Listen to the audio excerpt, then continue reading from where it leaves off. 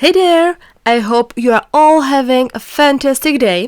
Today I want to address a topic that many of you have reached out to me about: finding the perfect thread for bead crochet. I know it can be a struggle, so I thought I'd gradually introduce you to different threads that are suitable for bead crochet, as well as some that you might want to avoid. And today I have the Miyuki Bead Crochet Thread to share with you. So now let's dive into the details. According to the manufacturer, this thread has a thickness of 0.45 millimeters. However, I want to highlight that this is what the manufacturer states. In a future video, I will compare various threads and show you that sometimes a thread with a diameter of 0.5 millimeters can paradoxically appear thinner than a 0.4 millimeter thread. So let's not focus too much on the exact thickness for now. The Miyuki Bead Crochet Thread works well with bead sizes 11 and larger, like 8/0 beads. However, it's not the best choice for 15/0 beads, because the thread might become visible between the beads. Working with this thread is quite enjoyable. It's solid and doesn't get knotted easily during your work. The loops are easily visible, making your crochet process clear and smooth. However, there's one aspect of this thread that I'm not particularly fond of. The beads tend to slide down as I work, which means I have to constantly readjust them. If you crochet like me, with index finger in a vertical position, you might also face this challenge. It can be a bit frustrating and slow down your progress.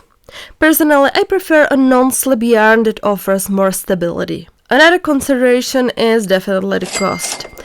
This thread is quite expensive per meter compared to others I'll be sharing with you. This spool I have here contains only 25 meters, the smallest amount among the threads I will discuss. I purchased it for $5.60, which means it costs around 22 cents per meter. These 25 meters was just enough to make a bracelet with 10/0 chick seed beads.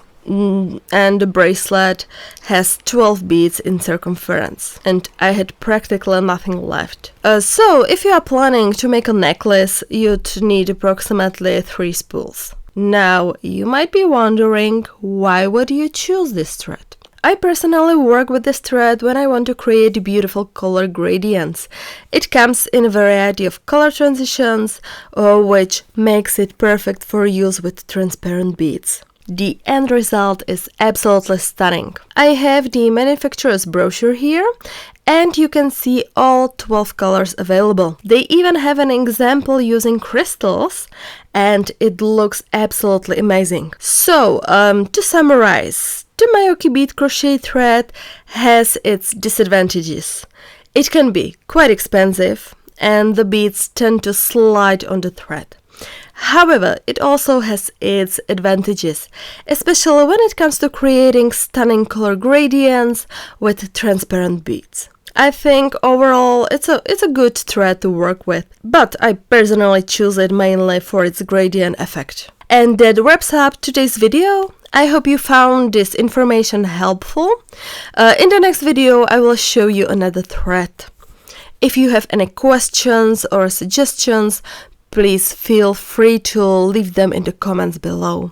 And before we go, I wanted to remind you to subscribe to my channel if you haven't already. By subscribing, you will never miss out on any future videos where I share tips, tutorials and reviews related to bead crochet and other exciting crafts. Also, if you are interested in taking your bead journey to the next level, I invite you to check out my Patreon page. Thank you so much for watching, and until next time, happy beading and keep unleashing your creativity. Bye!